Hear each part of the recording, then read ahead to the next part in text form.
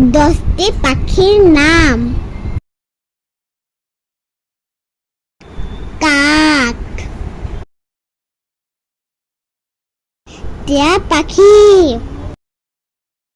চড়ুই পাখি, ঈগল, কাকাতুয়া, কবুতর, মাইনা,